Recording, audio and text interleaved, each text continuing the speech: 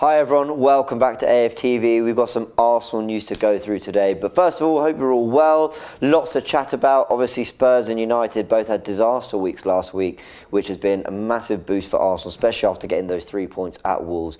So we're going to just touch a little bit on last week again. We did a lot of that last night as well. We're going to look at the LA Rams and their win. What does it mean for Arsenal?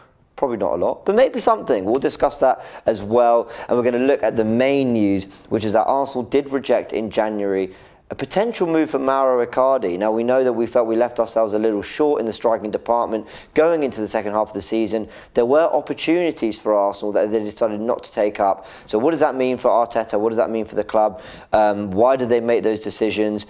Good, bad, we're going to get your thoughts in the comment section as well. But joining me to break it all down is, of course, Robbie himself. Now I'm going to get my headphones in and chat to him. How you doing, mate? How you doing? You good? Yeah, good. We've got a lot to chat about.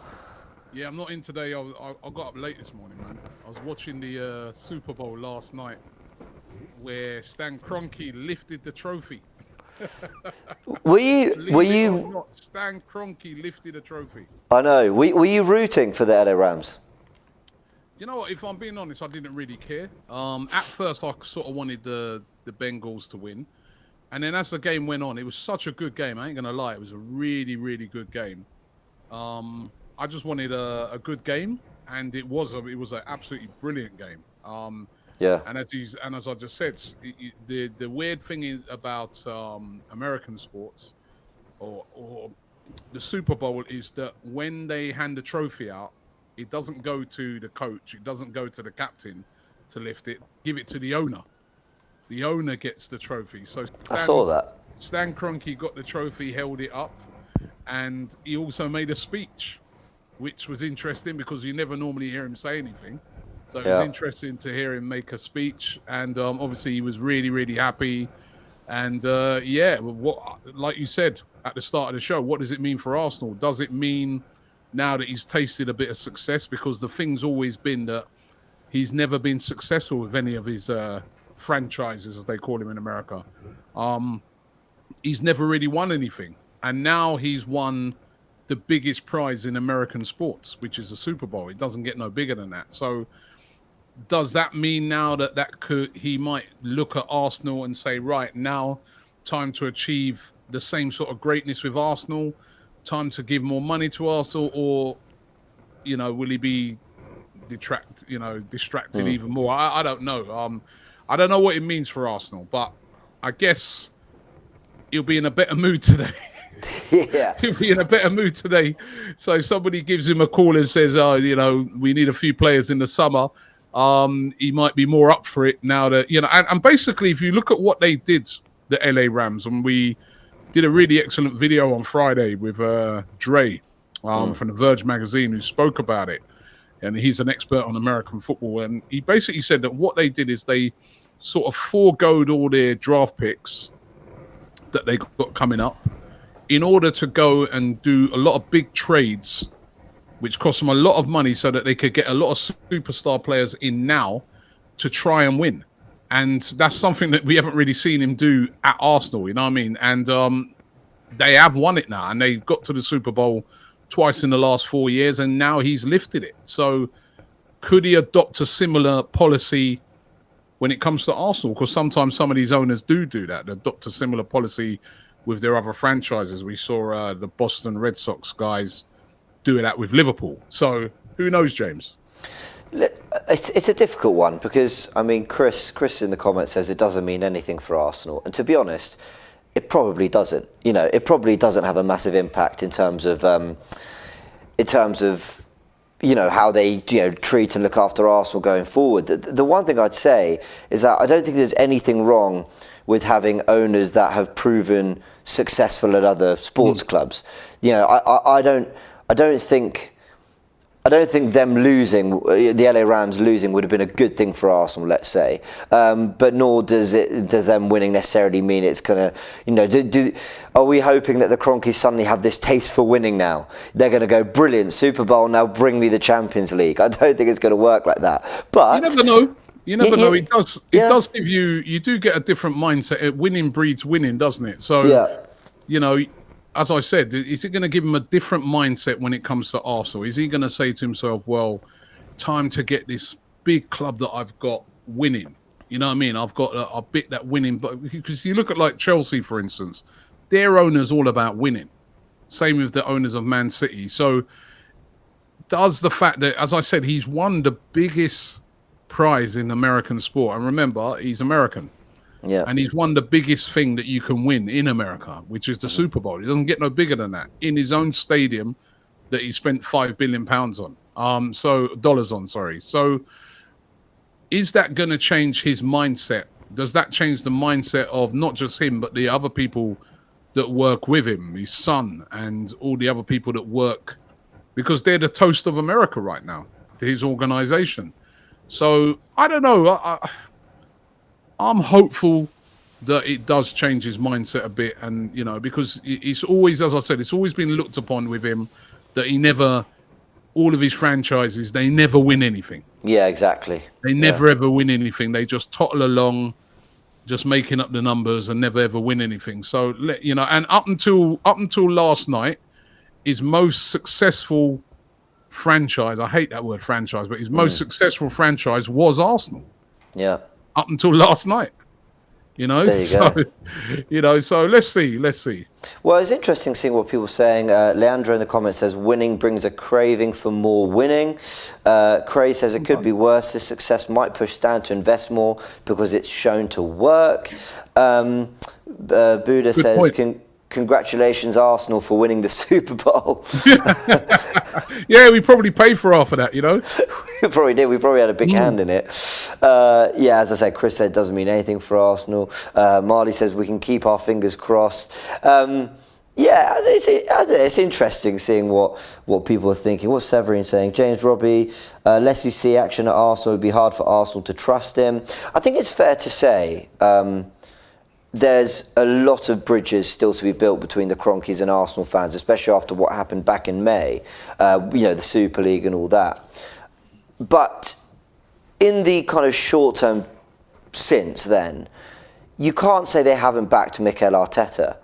And actually, whilst the Kroenkes absolutely should be judged for what's going on in terms of the people they appoint, the infrastructure they put in the club for Arsenal to go on and be successful, and of course we've seen under their ownership there's been a decline, at the moment all eyes are very much at the moment on Mikel Arteta and Edu, because there's a feeling that you've been given money and you've got good players, now go and make it happen.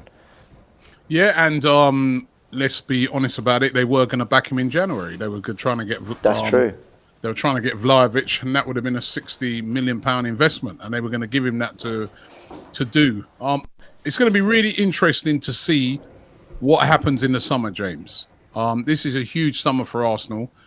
First of all, if we can get into the Champions League places, I think it's a real game changer because in the type of players that you can attract. So that's why trying to get into the Champions League is important. That's why I thought it was such a gamble not buying anybody in January. But listen, it's kind of opened up because of some of the teams around us. But if we could get into the Champions League, what sort of investment will Kroenke and KSE give to Mikel Arteta this summer? Yeah. Because we're going to need a hell of a lot of players because we hardly have anybody left. Because so many contracts are ending for start. I mean, Aubameyang's already gone. You've got Lacazette going, Eddie Nketiah, El Neni. There's already a load of players through the door. I think Cedric will probably go as well. I mean, you're going to need a whole new team. Half a team he's going to need to get. What's going to happen with Xhaka? Probably go as well, I reckon. So, Leno. Well, we brought in a keeper already. Yeah, Matt Turner coming in. So, I mean, there's going to be... Arsenal going to need to buy at least 6-7 players this summer. It's going to be really interesting to see, and surely a couple of those are going to be big investments. Is there a chance that he goes for kind of more, or let's say Arteta goes for more 2 or 3 really big stars, but then the rest of the squad could be made up of Saliba returning, Rakik being ready, Hutchinson being ready for more minutes, or especially first team minutes, or Patino? Is there a chance that actually, with a nice blend of marquee signings and more youngsters. Dare I say, we had more youngsters for this Project Youth. That should fill out the Arsenal squad nicely if we get in a position where we need it for European football. It really depends what we do. If we get into the Champions League, we need to get like some real top quality players through the door. Mikel Arteta has been talking a lot about only wanting to go for quality, only wanting to go for better than what we've got. And as I said, I think there'll be an opportunity for a couple of those players, but I think on the whole, we're going to need a lot of new players because, as well, a lot of experience is going to be going out the door because, Lacazette, as I said, probably I'd expect Xhaka to go in the summer. These are very experienced players, Cedric. So I think, again, just sort of referring it back to the Rams, if you look what they did, they've gone and bought in superstar players in guys like Adele Beckham, and Cooper Kupp and all these guys that they bought in. They bought in some top quality players, but then they've also bought in a lot of like very experienced players that have been around the NFL for a while, and they blended them together and created this great team. So is a similar model going to be done here where, and it kind of looks that way to me because they were going to get Vlahovic, who I watched playing yesterday for Juventus as a good player, man. I really think we missed out there. But we're going to get, they were trying to get Vlahovic. They'll obviously go after some top striker, but they're going to need a few strikers because we're literally going to have no strikers left come the summer. They'll all be gone. You know what I mean? No Aubameyang, as we know, no Lacazette, no Eddie Nketiah. Balogun returning, that'll be about it. So we're gonna need to get strikers in. Gonna need midfielders in. Gonna need, we need a lot. Don't the Rams have the youngest Super Bowl winning coach of all time? Yeah, he's. I think he was only 38. Wow. So 36 or 38. So again, the parallels with Arteta. I think the only difference is though that this guy was a very highly rated, highly sought after coach when they brought him in. He wasn't like an unknown name, So that I think is the big difference between him and Arteta.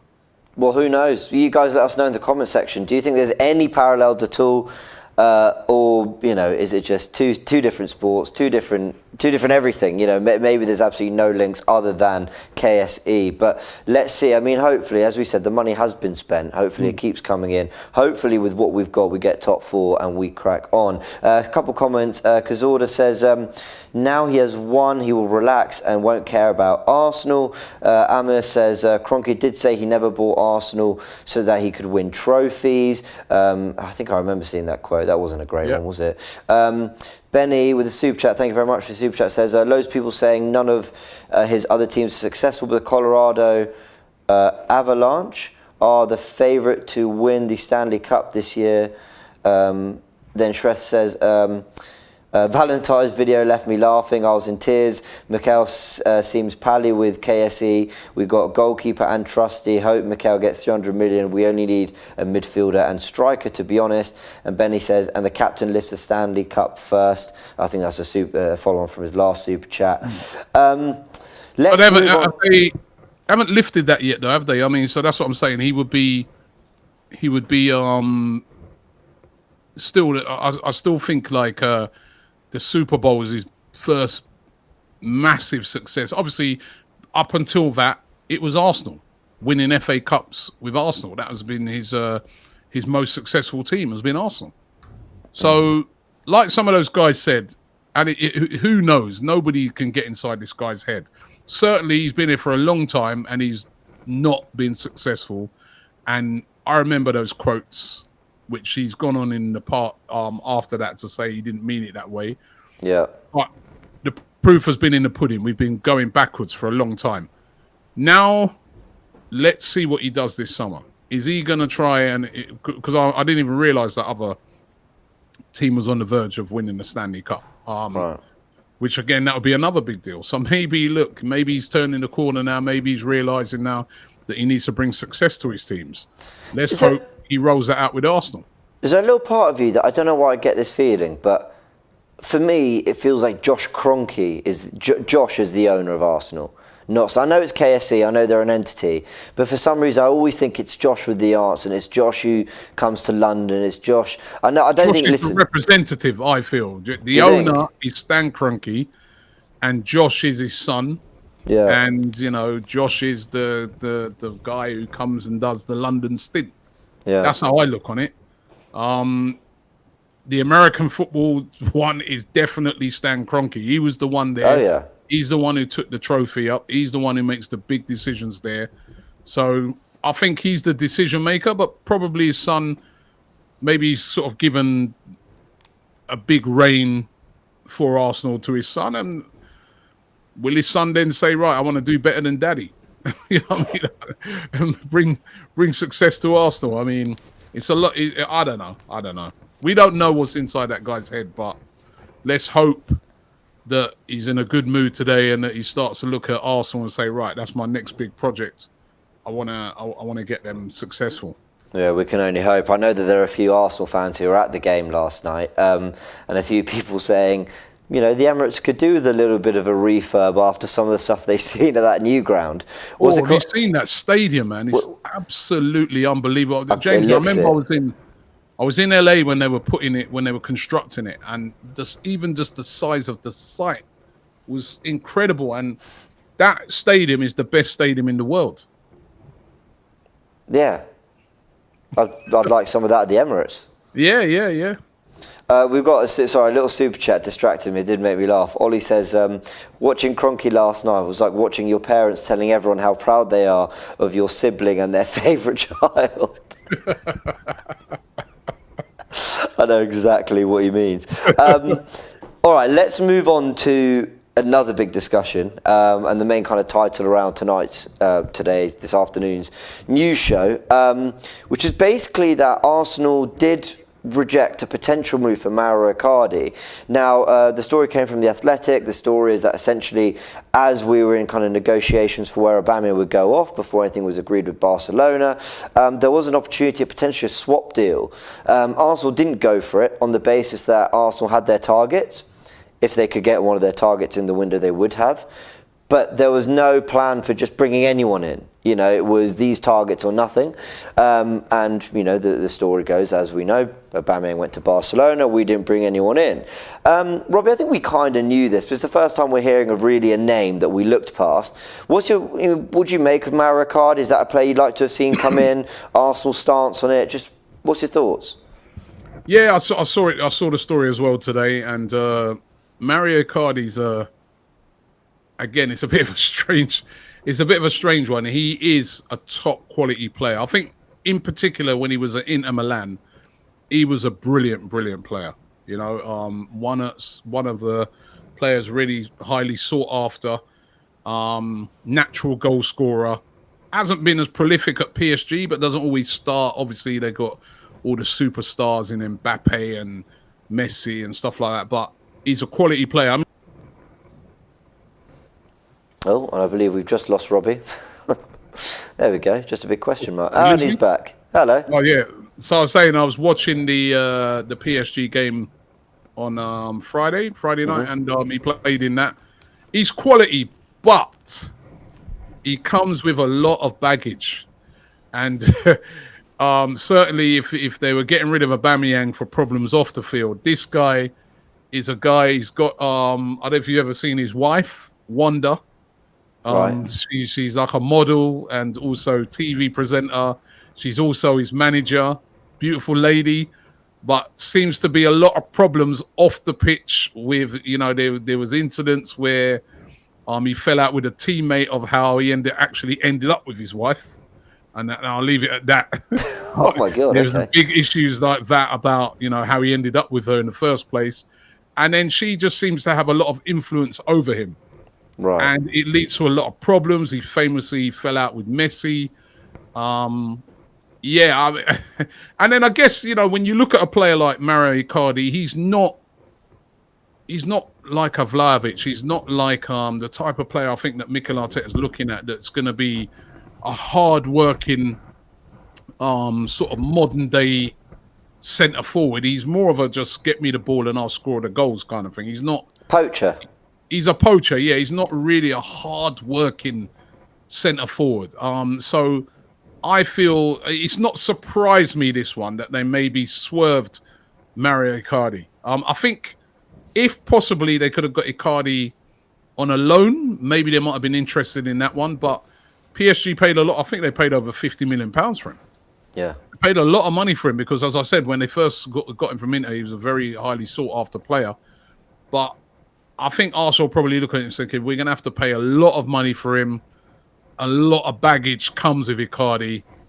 You know what? We'll hold on till the summer. And on that particular one, even though I was sort of desperate for Arsenal to get a striker, and I still think it was a mistake not to get a striker, I can understand why they would have possibly swerved Icardi because, Icardi's, as I said, a lot comes with him. It's not just him you're getting. Yeah. You're getting him, his wife, and everything that goes with that. The drama, all that. I mean, I've got cousins who are Inter Milan fans, and I honestly I can't remember the details because when did he leave Inter Milan? About 2 years ago, maybe a year and a half, 2 years, something like that, maybe. So it's been a while since I last discussed it, but I remember hearing, like this guy, ultra talented, but oh my word, you wouldn't believe what he's done here, or he said something in a book, or I don't know, and you think, okay, fine. But what does this kind of say? He's the sort of player that if he got dropped. It's a problem. Let's just say there was the Aubameyang scenario, right? Then expect his wife to come forward and not be happy about it and be very vocal. You know what I mean? That type of situation. Well, Shress says, Icardi and his wife bring a circus, not needed. We need proven striker. Get a strong feeling Martinelli's striker will eclipse Haaland and Mbappe next season. Gosh, Shress, that would be pretty unbelievable. Slow down, Shref. That'd be pretty unbelievable. But he is a proven striker. He's quality. Who, Martinelli? No, Icardi. Icardi is a proven striker. He is quality. He's a top quality striker. I just feel that it's just the stuff that comes with him, as I said, the baggage. But this is interesting, right? So let's say Arteta's given this option. You can bring in, and by the way, I'm holding my hands up. I don't know that much about him. I know kind of profile-wise that he scored a lot of goals, but whether I rate him massively or not, I'm not too sure. But let's say Arteta's given this opportunity to sign this, proven goal scorer in Europe across, 2 big leagues in Europe. He's obviously scored Champions League goals as well. You got the chance to bring him in, and he could be the difference between firing us a top 4 and not. But 6 months down the line, a year down the line, maybe he becomes a problem. Maybe things in the camp start to sour a little bit. Maybe what you gained over those next 4 or 5 months, you lose over the next year and a half. And by the way, I feel bad. I'm not necessarily picking on Icardi. I'm just talking any player we could have signed that Arteta didn't really want or didn't feel really fit with what we wanted to do. Could you say that for the long term, for the future, Arteta and Edu have shown a sternness in this market, we want these players, and if we're not going to get them, we're not going to do it. And it might affect us in the short term. They've shown a sternness, but I think there's probably a good job we didn't get this guy because Mikel Arteta doesn't. He struggles to be, with Guendouzi and Aubameyang in it. This guy would be another level, and I would just see them falling out. And as I said, his wife getting involved, and trust me, if you study the history of this guy, it's a lot of off the field problems. On the pitch, he's a very, very good player. But as I said, a lot of baggage comes with him, and I'm not too sure. I'm not too sure Arteta will be able to handle that. If he can't handle some of these guys that he's got here. God help him with it, Mauro Icardi. So, but we should have got a striker in. I still believe that. And when I saw Aubameyang, when I saw Lacazette miss that chance at Wolves, I was like, yeah. Icardi scores that chance. And a top quality striker scores that. And I still worry a bit that could be the difference of us not getting into the top 4 is not having that striker. So I can understand why some people, in hearing the news today that we could have got Icardi and thinking, what? We didn't go for him?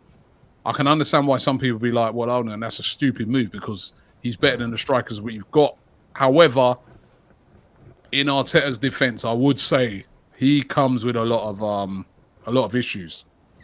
Let me ask you, that chance Lacazette missed, you said Icardi scores it. Does Martinelli score it? I think he does. I think Martinelli does. I think we've seen Martinelli take those kind of chances where he opens up his body and scores those goals. Yeah, I do. I think he does. We've been hearing reports, reading in the last sort of day or two, that Martinelli's been training up front. He's been using him as the number 9 in training, Arteta. Is this something he's planning for the season? Do you think he's looking at getting Smith Rowe in the team? I was about to say that's great because we won't see that at Brentford, will we? No, well, yeah. Because he's suspended. Maybe, yeah, I think maybe, listen, I think he has to try. I mean, I would like to see, especially, I look at it, I think at home, I wouldn't mind seeing Martinelli down the middle, Smith Rowe on one side and Saka on the other. I wouldn't mind seeing that at home, or even Pepe being thrown into the mix. Yeah. But away from home, I think it is good to have somebody like a Lacazette who holds up the ball, who's, can do a lot of work from deep. Because Lacazette does sacrifice a lot of his game for the team. He really does. Yeah. But at home, where we'll be a bit more on the front foot, yeah, I'd love to see Martinelli down the middle. Do you not think even Pepe? But could that happen to Martinelli? Because you're right about Lacazette. I always like Lacazette as... Poacher feels like I'm limiting him too much, but I used to like it when he'd get the ball in the penalty area, good strength, quick feet. This is kind of in his first couple of years at Arsenal, and he could almost fashion a shot out of nothing. Whereas now I see him dropping so deep into midfield, it takes him an age to get back into the box. It's not his fault, it's what he's being asked to do. I would have a fear, because I saw this report, and I saw Arsenal Twitter and everyone going, brilliant, this is what we want, Marte down the middle. Because I think sometimes people think, being in the middle means you're doing more than being on the left, because being in the middle just naturally means you're more involved. But part of the beauty of it is Martinelli on the left, he's one-on-one with the fullback. There's kind of, unless and they do it with Saka sometimes, unless they purposely put 3 or 4 men round him, generally he's got 1 or 2 men to beat, there's space, he kind of goes inside, outside. I don't want to say it's a simpler position to play, but I think it's one that actually lends himself to having more space and more freedom to do stuff. I feel like if he was up front, we'd only see him doing what Lacazette's doing now, which is why you'd want an expert number 9 who can drop in. Who's a great number 9? Like a... yeah, that kind of player. Yeah. Yeah, Vlahovic, I saw him play. And watching a couple of games since he's been to Juventus, and I saw a couple at Fiorentina, I could see why Arsenal wanted him. Yeah, he suits. He does the same sort of things that Lacazette does, but he's a lot more mobile. He's a young player. He's mobile. He's got more of an eye for goal, and he's more hungry for goals than say a Lacazette. He wants to be in there. He wants to be on the end of things. So, I don't know. I mean, as I said, I'm not too sure how well Martinelli would be holding up. And we've lost Robbie again. I'm sure we'll be back in a second. But guys, let us know in the comments section. And he is back. Okay. I was just about to say, I'm not too sure how well Martinelli would be good at holding the ball up and that, especially away from home. But certainly at home, I would love to see him. I would love to see him at home, like playing more down the middle. He's a quality player, top quality player. Of course, we're not going to, as I say, we're not going to have him in the next game due to a referee who wanted to be all about the headlines, so... Abiram says, Isaac incoming, calm down. I think Isaac's a player we'll go back in for in the summer. Calm down. Listen, it'll be fine if we get into the top 4. Yeah. But I still think, we left it. If we needed to pay a bit over the odds, we should have done that in January, because just secure that top 4. We got a chance because the other teams around us are not very good.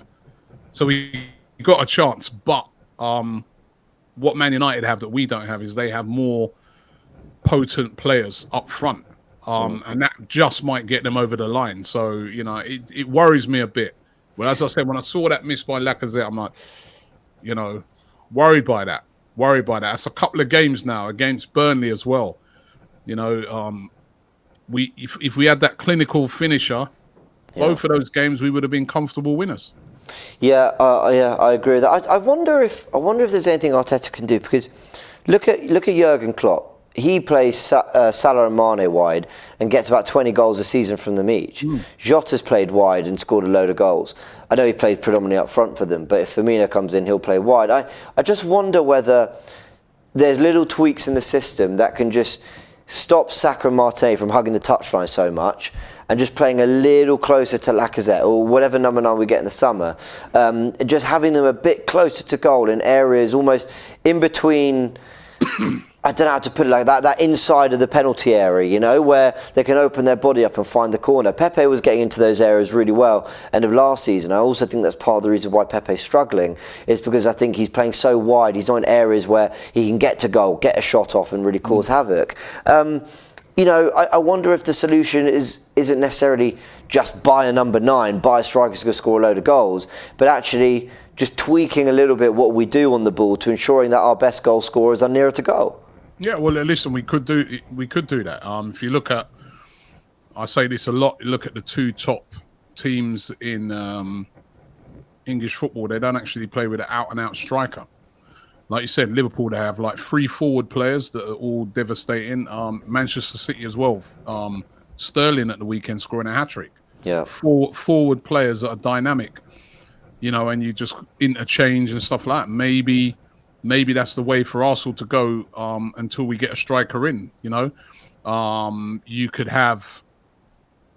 play Martinelli centrally with Smith Rowe and Saka in the front 3, or you could play Pepe even more centrally. He used to play a lot more central when he was at Lille. That's what Rashid's saying, yeah. Yeah, before he came to Arsenal. So there's that option as well. But certainly we've got to find a way. Because we definitely got to find out if Lacazette gets injured. Of course, we've not mentioned Eddie Nketiah either. You know, he's a striker, but he just doesn't score enough goals. Yeah. Wayne says, paying over the odds for Isaac. I prefer we wait till summer, then pay the 90 million release clause. He's only scored 4 goals this season. Atres says, Martinelli is no ordinary kid. He's come from Brazil, youngest player ever to represent his team, 100 goals in futsal. He says, name 3 strikers who are better. Strikers? Yeah, well, that's, yeah. Name available. In fairness, he says available. He says name 3 available. Well, listen, you know, sometimes when you're a big club, you got to go and make people available. You know what I mean? Because, you know, Vlahovic wasn't available, was he, to us? Yeah. But he became available to Juventus. You know, so sometimes you've got to make players available. You've got to go and pay over the odds for certain players. I'm still not sure about Isaac either. I'm a bit like with that guy there. He seems to be a prolific goal scorer as well. Yeah. I want a guy that's going to come in that's going to be like 20 plus goals. Yeah. So again, I'm not 100% sure with Isaac. It's going to be really interesting this summer to see who Arsenal go for. But, you know, prolific strikers, they're worth their weight in gold. You know what I mean? You know, amateurs have got like Lewandowski. You know what I mean? You're guaranteed goals with them type of players. I will say though, if there's one big success story from last summer's transfer window, it's probably Aaron Ramsdale. You know, a player who we all thought to ourselves, why are we bringing him in? I'm not really sure what he's good at. What's his one quality that's going to suddenly elevate us? What's he got that Leno hasn't? Not only is he proven a really good shot stopper, although for some reason rival fans seem to think he's being dramatic. You know, we've found out he's got superb distribution. He looks after his penalty area really well. Clearly very communicative with the defence. What are the chances that Arsenal pick up a Ollie Watkins? And we'll all be thinking, really? I mean, listen, good player, but Watkins? And then turns him into a top player. You know, is there a name on that list that might surprise us again? Yeah. Listen, you know what, right? I was thinking about it today, and Chris Hudson said to me, I remember last summer, he kept going on about it to me and saying, Robbie, we should go and get Tammy Abrams. Yeah. And I was like, yeah, he's all right. But he goes, Robbie, I'm telling you, Tammy Abrams, he's available, 30-odd million. in a new team, new challenge. He will be quality. He'll do well for us. We didn't get him. He ended up going to Roma, and he's having a good season at Roma. Really I think I saw something where they said he's the top scoring English player in all leagues at the moment, right? And so somebody like that, who you think he's and then we turn him into something better. So there's that option. Abraham's a great example. Sorry to go there, Robbie. Abraham's a great example. I remember the fan base at the time thinking, very similarly to the whole Ramsdale links, really, Abraham, Chelsea reject. But a few people said, no, this is different. This is different. He's not been given a real chance there. He's very young. Really worth a go. And yeah, he's storming it at Roma. So yeah, maybe there is that option out there. Maybe there is that what feels underwhelming at first proves to be actually a great spot, because let's give the scouting system some credit. In the last couple windows, there have been definitely more hits than misses, for sure. And how much is he going to be worth now? Somebody like 50, 60? Yeah. So, I mean, listen, it may not be the obvious player that we're all thinking of. The scouts are going to have to get it right, because certainly these players like Isaac, that's a lot of money. Yeah, I'm not sure if he's worth that amount of money. In my books, I haven't seen it. He's good, but I haven't seen that. And they've got to get this right. They've got to get this right. You know what I mean? When they're going to outlay a load of money on a striker in the summer, they've got to get it right. They can't. We're not Man City and we're not Chelsea, where we can afford to go and make a huge mistake and then just get rid of them. Yeah. Just after that, you know what I mean? It has to work when we, the outlay is that much. Agreed. Red Square with a super chat says, Tammy Abraham's producing scary numbers. Only your Vlahovic's and Mbappe's have been better than him in Europe. I mean, Tammy Abraham is definitely, listen, I think putting him on that level is something else, but he's definitely producing big numbers of players. And he's still very young. Still very young. As I said, Chris Hudson was every day was saying, Robbie, I remember being we were on a couple of them streams and he said Tammy Abrahams. Yeah. And people were getting at him and that, and he's going, listen, he goes, I'm telling you, that guy, he's got all the attributes to be successful and to work at Arsenal, and he's young. He's still learning. He's going to get better.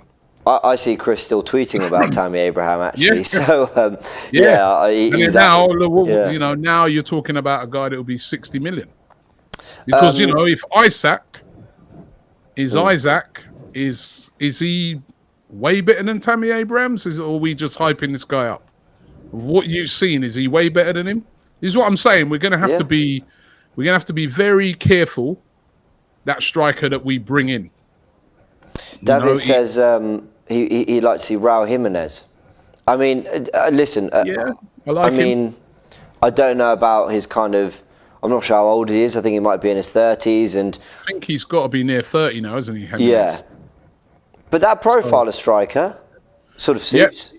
It's quality player. Scored a great goal against Tottenham at the weekend. He's a good player. He's a very good player. He knows the Premier League inside out. But I think age-wise. And we've lost Robbie again temporarily. No doubt he'll be back in a second. Juan with the super chat says Arsenal should go for Raul Jimenez from Wolves in the summer. He's a clinical striker with excellent link-up play. And Chaitanya says Tammy Abraham can be our Haller. Look how Ten Hag has changed him. You're back, Robbie. Mm-hmm. Yeah, sorry, I don't know what happened. I don't know. That's all right. Yeah, that's a good look at Haller. Look at how well he's done. I mean, there's strikers out there. We got to be very smart in the way we do it. They've got to do their real homework on this. They've really got to get this right, because that's an important position. Well, let me throw one more in there, because this has been a link. We're not just made this up or taking it from some nobody source. This is a legitimate link that Arsenal are apparently keeping tabs on Brozier, Chelsea player who is absolutely storming it at Southampton. I think we know what we're all going to say, they wouldn't sell, blah, blah. But actually, we've seen Chelsea at times let go of prospects that surprises you, but then you look at their 35-man squad, all of them expensive, good players, and you realise actually there's not room for everyone. They just spent 100 million on Lukaku. Is this a player you get vaguely excited about, Arsenal? I like him. He's really impressed me what I've seen of him at Southampton. He's a very good player. I'm not sure if he'd be my main guy.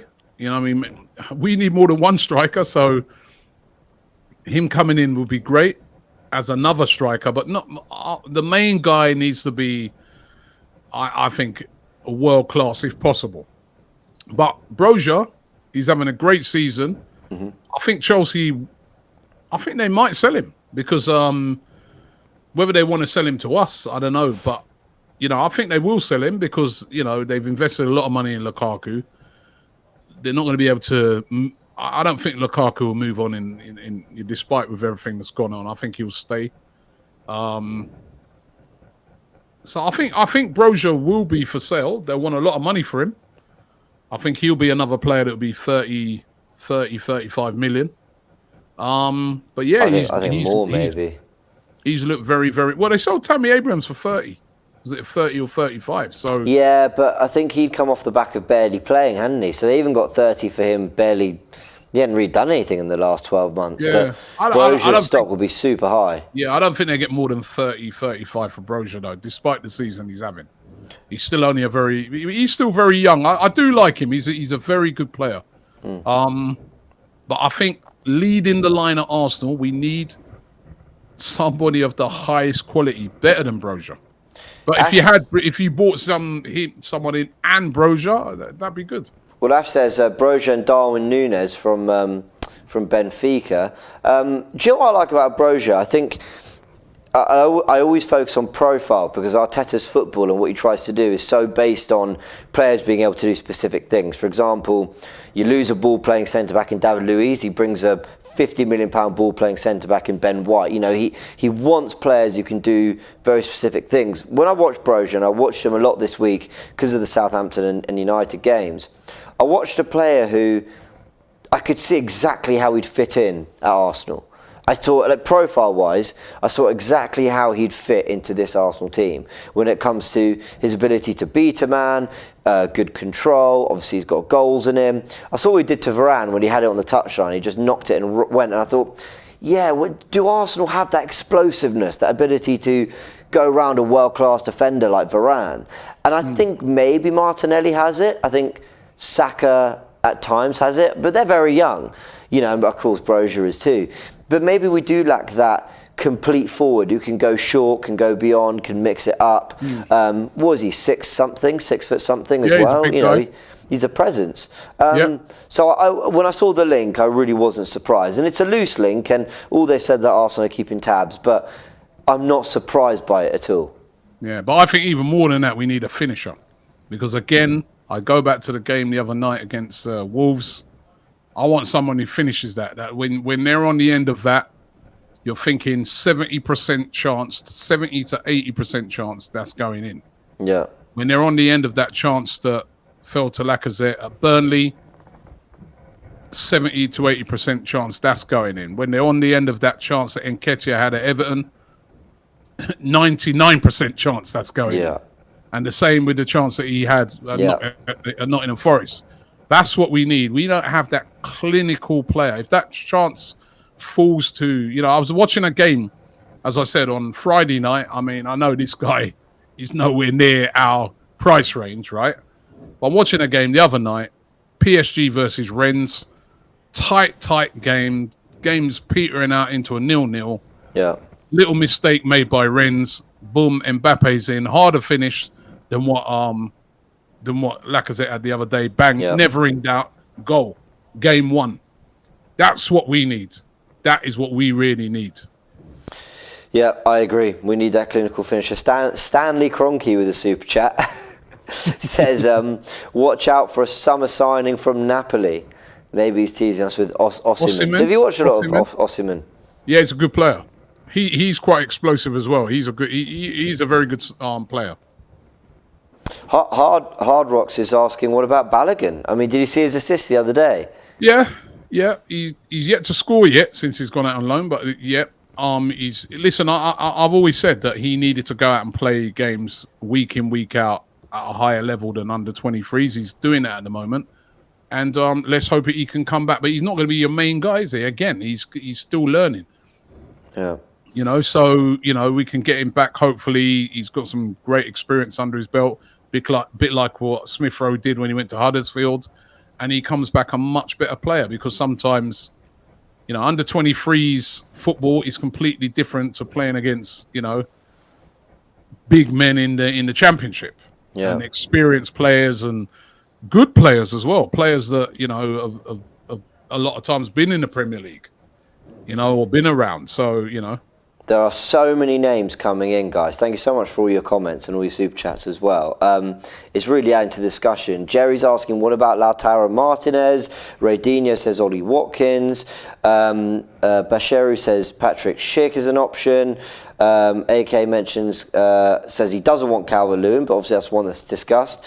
Anirud, I don't know if there's a serious one, says, what about Mope? I'd love to get Ty on the well. Mope. I'd love to get Ty on the welcome video. Can you imagine that? JDTV says Belotti from Torino for 30 million. The thing about Belotti is I feel like he's been around a while, hasn't he? Yeah, I don't think he'd be 30 million. I'm almost sure that his contract's up in the summer because there's a lot of clubs that were looking at him in January. So I don't think he'd cost that much. I think he'd be available on a free. I think he's a striker that will do well in the Premier League, but I want better than Belotti. Stress makes a good point. Says Lukaku was tearing it up in Serie A. What's he doing now? Tammy started games as striker. Ask yourself, is he better than Martinelli or Saka? No. How much is Haaland's release clause? Imagine that. £68 million. How much? £68 million apparently. But listen, you're not going to get a guy like that unless you've got Champions League football and you're showing a hell of a lot of ambition. Yeah, absolutely. Going back to the stand thing, this is where you want an owner, just like what he did with those American football guys, where he's gone to Odell Beckham and said, listen, this is what our plans are. Yeah. We are planning to do this. There was no guarantees that they're going to be in the Super Bowl. Yeah. But these are what we're doing. These are the type of players we're buying. This is what we're doing. And somebody like Odell Beckham says, wow, all right, I want to be part of that. If you were to get a player like a Haaland, right, at the minimum, as well as forking up the money, you got to go to a player like that. You got to sit down with him and his representatives, and you got to say, these are our plans. This is what we're planning to do. This is what we're going to invest, and this is our aim and our target to win this, to win that, to win that. Is Stan doing and the people around? Are they doing those type of things? Arteta's talk's a good one. And I'm sure we know he's got the club at heart, and I'm sure he's out there trying to sell it. But is it a convincing sell at the moment to those really top quality players? Because as Stan Kroenke has proven by winning the Super Bowl, adding top quality to good young players is what wins you things. Yeah. And we are lacking a little bit of that, the highest grade of player, in certain areas. Yeah. So Mini sends a comment, says Jonathan David, another option. Kimmy likes Brozier, says great finisher. Loads coming in. I mean, the point is there are options, and Arsenal will do something. I can't remember. I think I saw quotes from Arteta saying like it's painfully obvious we're going to sign players this summer. We have to. So I think, yeah, exactly. Honestly, they genuinely won't. So I think everyone knows what the remit is come the summer. Let's move away from that and just quickly react to again what we saw last week, what we're expecting this week. It's Monday. I went to bed last night thinking what a great week for Arsenal. But football is it's such a cliche. Things change so quickly in football, and before you know it, you've lost 2 on the bounce or you've won 2 on the bounce, and the table looks very, very different. Robbie, just want to kind of get your thoughts. You've slept on it now after last night's, Sunday's results. We've got Brentford on Saturday. It feels ages away, but it will come around quickly. United play Brighton in that time. The Champions League is on. It's all happening. How are you feeling? Yeah, listen, it was a great weekend for Arsenal. All great week when you look at it. You know what I mean? During the week, I was thinking, United, 3 points at Burnley. I'm thinking Tottenham at home, Southampton, that's 3 points. These guys are going to start pushing ahead of us. They both drop points, particularly in the case of Tottenham, no points at all. Then going into the weekend, I'm thinking, look at those games again, all set up. All right, I know they got Wolves, but they're at home, Tottenham. You'd expect them to win that game. Yeah. It'd be a tough game, but I'd expect them to win. And United at home to Southampton, I'm thinking 3 points to United. United drop more points. And Tottenham lose again. 3 on the bounce, I think that is for Tottenham. Yeah, that is. Right? So, and even West Ham, they managed to handball last minute. That was ridiculous. Yeah, I'm surprised they didn't give it. They did explain on Match of the Day that handball is from here down, but I just thought it was midway between the two. Yeah, it was ridiculous. You know what I mean? Even Dawson, you could see his face when he scored that goal. He didn't even think it was a goal. Yeah. But anyway, listen, they still dropped points. They didn't win the game; they drew it. So yeah, it's been a very good weekend for Arsenal without kicking a ball. Now, it's only going to be a good weekend if we beat Brentford next week. Because what could have happened this weekend is that those teams could have put a bit of distance between themselves and us, even though we might have had a game in hand. But you want the points. Yeah. None of them have put a distance between, and the games in hand have disappeared for Tottenham. We've got games in hand over Man United and West Ham. And let's not forget Wolves, by the way. They're still in the mix. Yeah, but it's in general a good weekend for Arsenal. Good weekend, but we got to beat Brentford on Saturday at the Emirates. We owe them one from the start of the season. But how things have changed. Remember the start of the season? People are saying, could Arsenal go down? Everybody was lauding Brentford. Yeah. Brentford at the moment not out of relegation trouble now. They've had a really bad spell of games where they've lost a lot of games. And Arsenal, have we turned the tide after that really impressive win with 10 men away at Wolves, which just showed how good a win it was by what they did at Tottenham, because it's a really good point. They fully deserved their win. So I'm feeling good. And again, I've been saying to you guys that I feel the fact that it's one game a week, that really helps Arsenal with our sort of very small squad. One game a week, no Champions League, no distractions. I think that could be the one thing that could help to push us over the line. But I'm still a bit worried about the striker situation. Well, I really hope you're right. Bob with the Super Chat says, hi, Arsenal fans said Spurs had a better transfer window. He's saying they sold Lo Celso and Ndombele and got Bentancur, who he's calling a bang average midfielder, and Kulusevski, who isn't better than Saka. Look, I think they're good players, but I don't think Spurs fans are exactly saying they had a great window either. I think a lot of the teams in the race for top 4 were feeling a little bit underwhelmed. But Arsenal have stuck to their guns and they didn't do certain business because they didn't want to do it. And that's what we have found out today, that Mauro Icardi was a player Arsenal were potentially offered or had an opportunity to explore or maybe swap with Aubameyang, and they decided not to go that way because they've got their targets, they couldn't bring them in, and they'll wait till summer. So I think it's going to be a very, very busy summer. Some last-minute super chats have flown in. Lachlan says, Brozier looks unreal. Another tall striker. Red Square says, Brentford could do with a striker. Is that a little dig at Ivan Toney? We've just lost Robbie for a second. Is he going to come back? He is back just in time for me to wave you goodbye, Robbie. But yeah, mate, thanks so much for joining. And we'll be back with more content tomorrow. You back tomorrow, Robbie? Will we see you tomorrow? I am. I'm in the studio tomorrow, so I'm looking forward to it. Busy day tomorrow. Yeah. And just gearing up for the weekend, man. I can't wait for that game. That's the only thing about this this whole one game a week thing is you got to wait ages for a game. I mean, but honestly. Yeah, but listen, let's hope the Arsenal players go into that game super fresh, pumped up, and get the 3 points. You know what I mean? And we really got a good opportunity to get into the top 4. And it could be significant if we could do that. What sort of players will we then be in for in the summer? We could have an exciting summer if we can get into the top 4, and it's there for it's up for grabs. Absolutely, it's up for grabs. we are going to round it off there, guys. Just to let you know what's coming tomorrow.